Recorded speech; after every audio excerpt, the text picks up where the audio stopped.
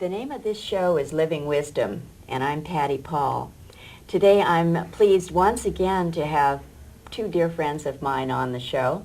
My friend Steve Parrish is here, and Steve also is a wonderful channel, and he'll be channeling Elanor for us in a little while. But first, Steve, I wanted to ask you a little bit about your own spiritual journey. In a way, you and I have similar backgrounds. We were both paralegals for many, many years.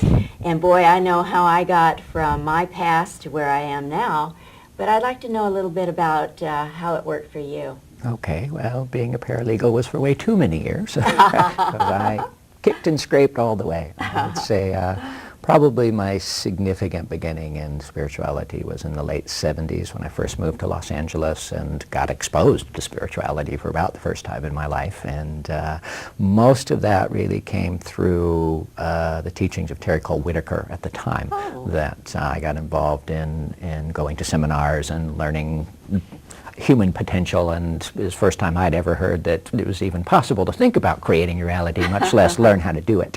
And out of that I was exposed to something called rebirthing, which is an emotional cleansing process where you do a particular kind of breathing and it just explodes your emotions. And they were having one of these on my birthday, and I said, well, that must be a special thing. So I signed up, I went, and it was one of the most amazing things I've ever done in my life. And I said, I want to do that.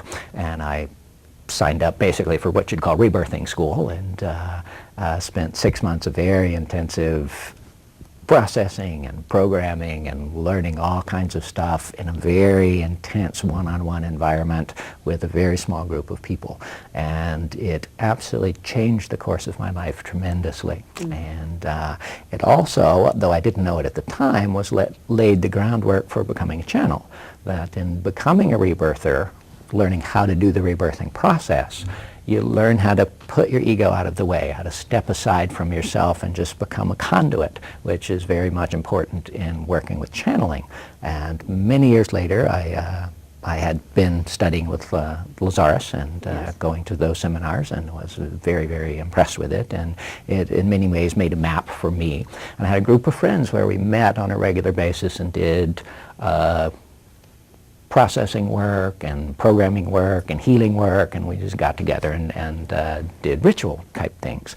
And the people in that group had heard about a lady named Shawn Randall who teaches channeling classes, and they wanted to go, and I had never seen Shawn or her entity Torah. And it was a Sunday afternoon, and they said, why don't you come? And I said, channel smannel, I think you guys are crazy. The only channel was Lazarus, as far as I was concerned at the time. But I'd never seen Torah, so I said, okay, I'll go. And I was so impressed with Torah and with Shawn and the way they presented the material that I said, sign me up. And then it was like falling off a log. It was so easy for me. It was unbelievable. Oh, that's wonderful. And that was 7 years ago, and here I am now. Here we are, one of those magical 7-year cycles that come up for all of us, Indeed. whether we're aware of them or not. Yes. On that note, let's have you do your process to bring in Elanor, and in the meantime, the credits will begin to roll.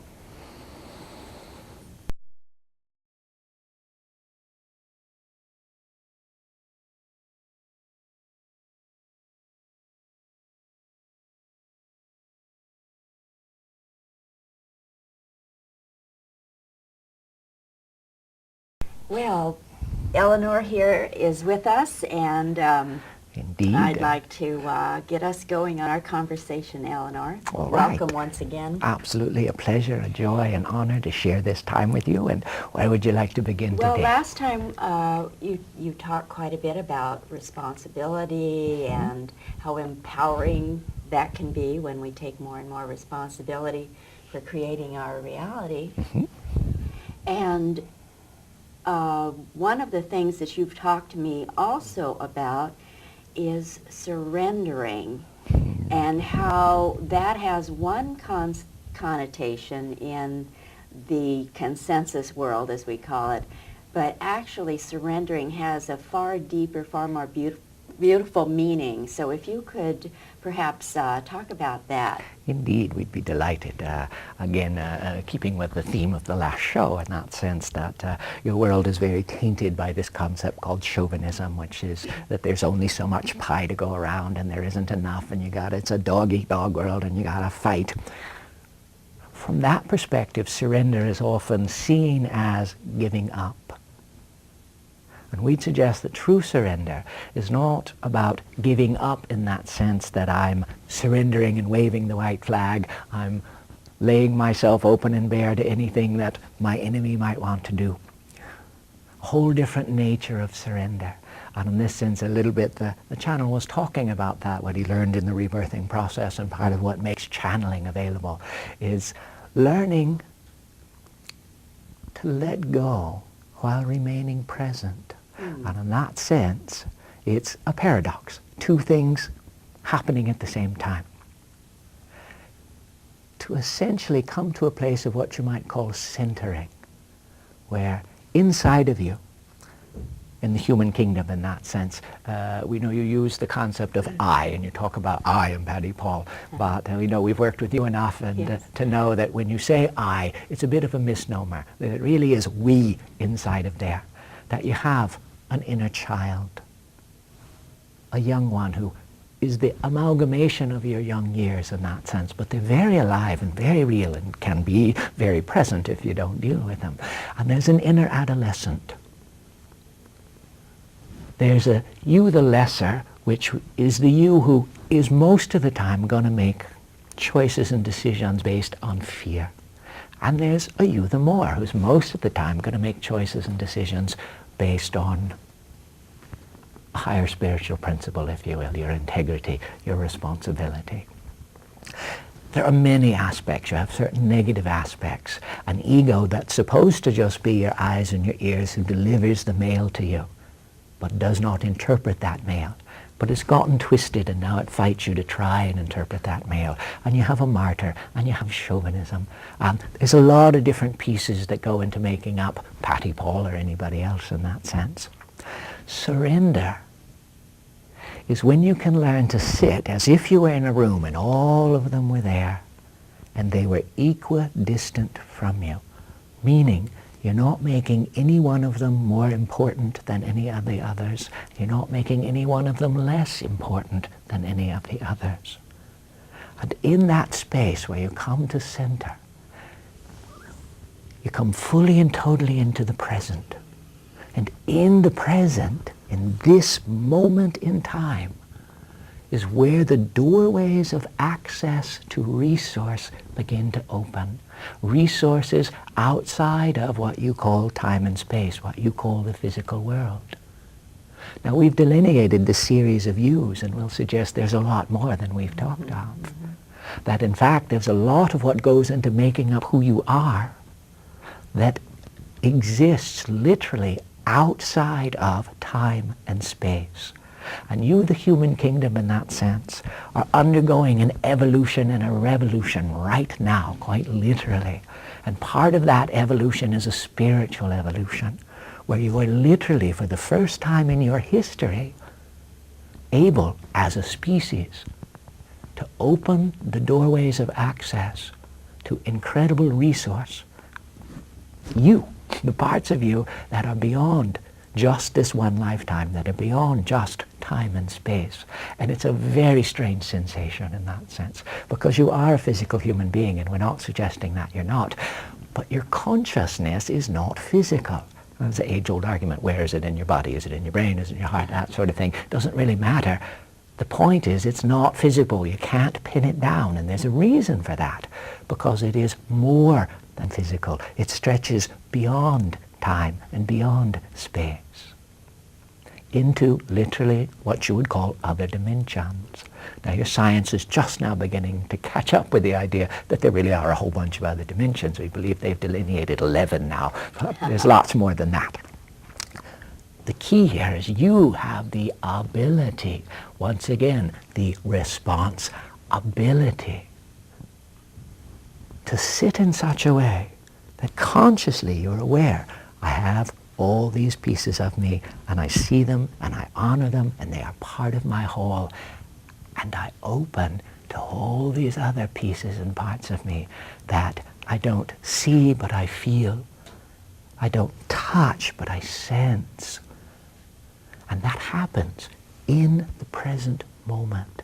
And what happens as you go through your day, even when you're in meditation in that sense, there's a tendency not to be paying attention to the other parts of you. And you get out of balance, as it were, you're sort of wobbly. And then you say, okay, I'm opening to my future. And at best, you get a little trickle on often faulty information in that sense. And that's where surrender, in this sense, has its truest meaning. To surrender into the richness and the fullness of who you honestly are. Now, doing that kind of brings up stuff at times. Kids, the child inside of you can get very upset. You have an image of who you are. And sometimes it's hard to let that image come in. In that sense, a classic example is the little kid who grew up as a fat kid. Mm-hmm. And everybody made fun of him because he was a fat kid. And then in his mid-20s, he has a revolution and he goes to the gym or he starts doing sports or whatever and finds the joy of it. Totally changes his physical appearance. But inside, he's still holding the picture of him as a fat person. And if he does not change that inner picture, his reality will once again shift and change, and he will put the weight back on. That's why a lot of people can't diet. That's why diets don't work in that sense. And this is like you've been on a spiritual diet. Not diet to lose weight, but starvation in that sense. Yes. You, as a species, for a very long time, have lost the realness of your spirituality. Now, obviously, there are individuals throughout time, as long as your recorded history and well before your recorded history, there have been individuals who found the way to come to that place of surrender, to open to the richness and fullness of who they are, to touch the larger sense, the larger version of who they are, and from there to reach even farther and touch God. God is all that is. To touch that energy, to let it be real, to know that there are other worlds than this one that you live in. And some of them going even farther, not just to know of the existence of other worlds, but to literally go to those other worlds. To be able to step beyond the limitations of their physicality, because they know who they are. They know they are more than physical. And they learn, and process, it's learnable, to step beyond their physicality, to stretch outside of their physicality without losing sight of it. Very important. There are individuals who stretched beyond and they lost sight of their physicalness, and in that sense they became what you would call insane, quite literally. They split off and couldn't get back in that sense. And that's part of trying to do this kind of work without responsibility. And while we're there, let's talk a little bit about responsibility, because one of the things where people tend to go wrong with responsibility, with learning how to take it, learning how to use it, is they fight themselves constantly over, can I or can't I be responsible? Can I create this reality or can't I create this reality? And we will tell you that that is a red herring argument. Red herring in mystery novels is when the writer will intentionally put a clue in so that Sherlock Holmes, while he's looking, finds the clue that leads him astray. That's what a red herring is. And that's very much what this is. The ability to respond was a gift from God. God is all that is. Every single person on your planet has it. They have always had it. It's not an option. Of the many things in your world that you can choose, of the many different things that you have free will over, responsibility is not one of them. You have the ability to decide. You have the free will to choose when you're going to use your ability to respond, to choose how you're going to use your ability to respond. But the ability itself is innate to your species. And ask yourselves, how much of your energy have you spent, like money, thrown down the drain, as they say, on fighting the battles of can I or can't I? And you get caught up in the can't and the canting. Mm-hmm. And you put your power in it, you put your life force in it, you put your dreams in it. And it's a red herring. It's taking you in a wrong direction. If you could accept just that much about responsibility, it would radically change your life.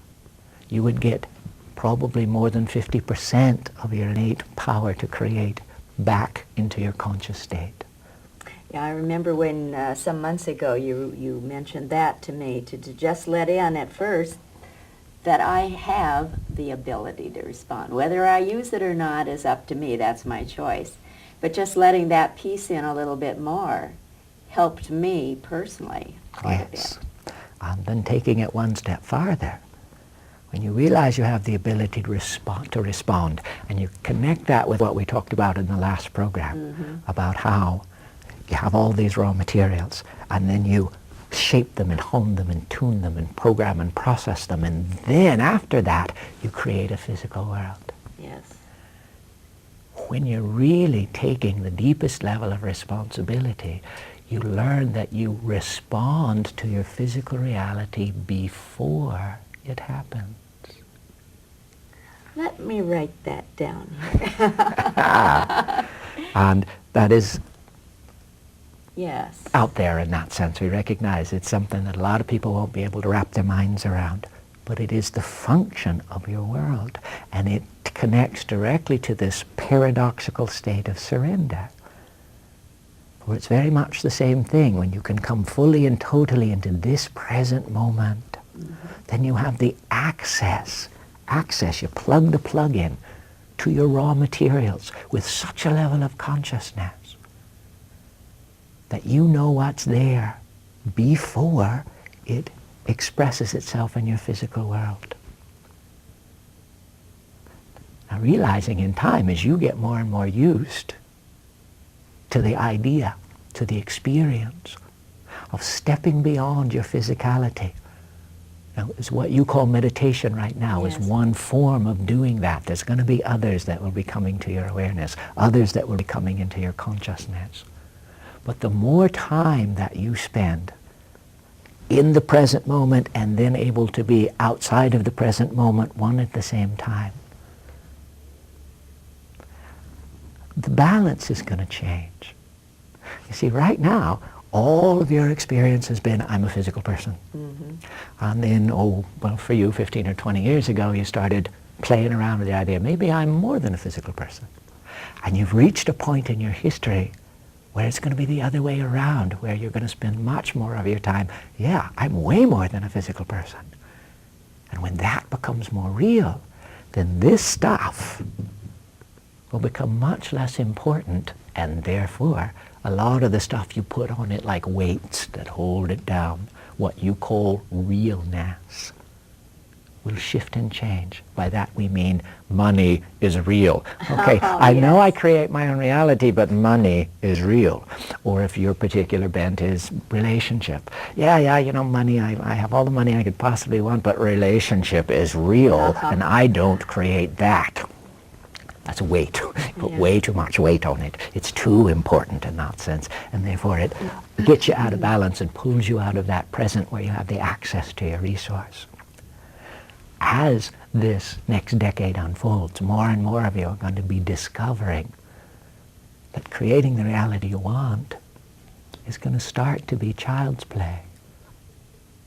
And won't that be fun? Yes. What a delightful concept and Indeed. reality.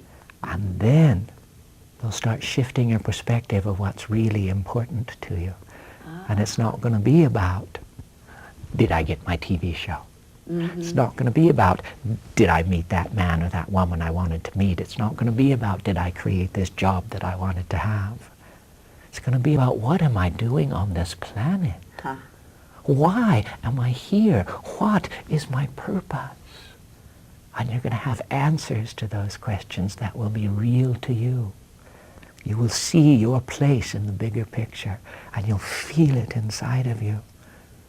Yes, you gave me some clues on that recently when we talked, and it had to do with the word approve.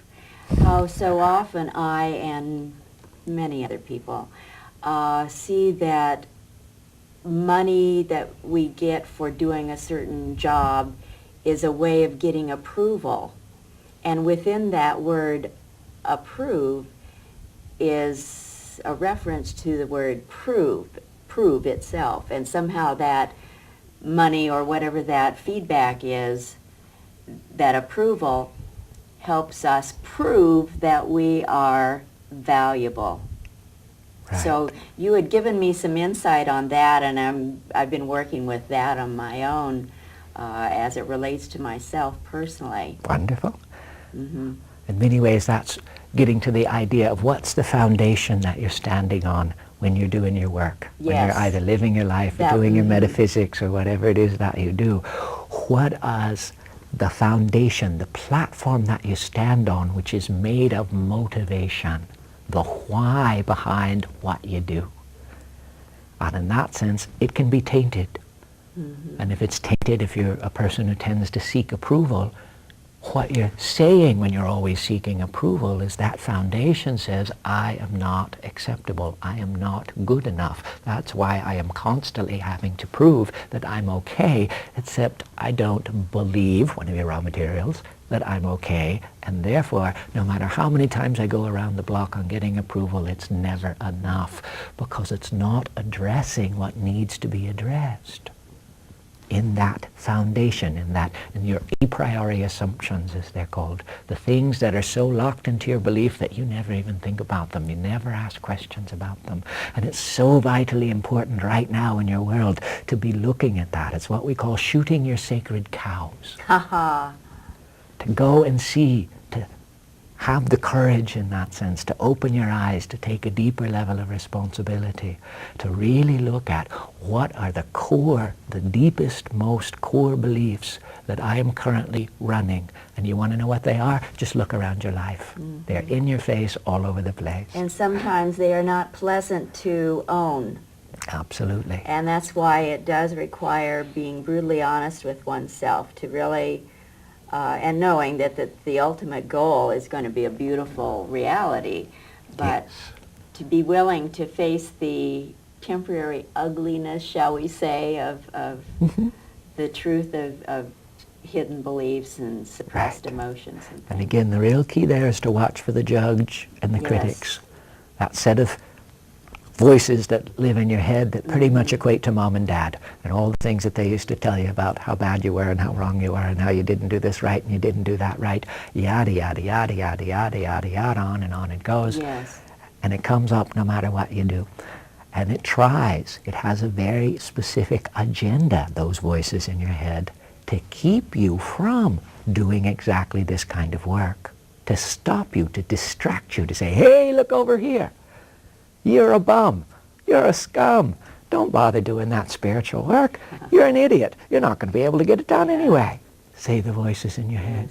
And you need somebody else to do it for you. You need somebody else to save you. And you need somebody else to tell you you're okay. That's right. Because you know you're not okay.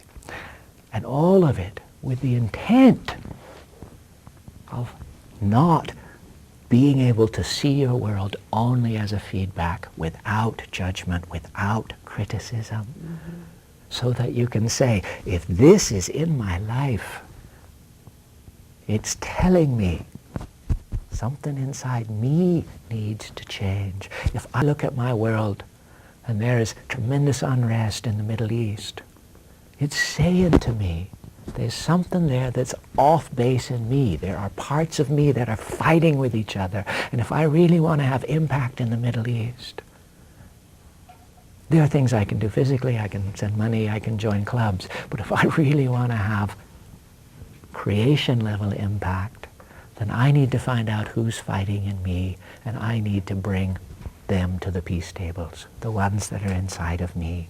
Oh, that is such a powerful message. If we can let that in more, we beings here living in this beautiful planet Earth.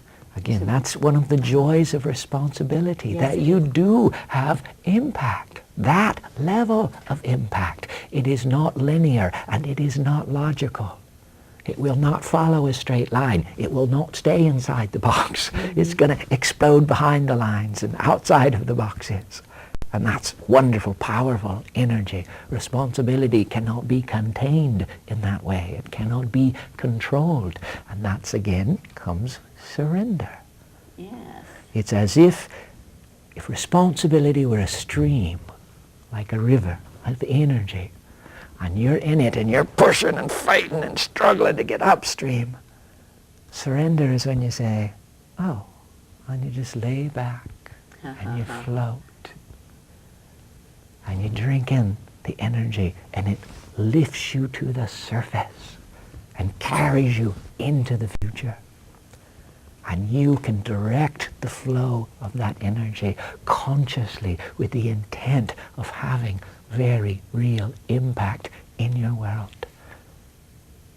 And it's why you came here. Mm-hmm. It's one of the purposes that you're on this planet right this minute, is to learn how to do exactly that. Unfortunately, so many of you, twisted and turned and damaged.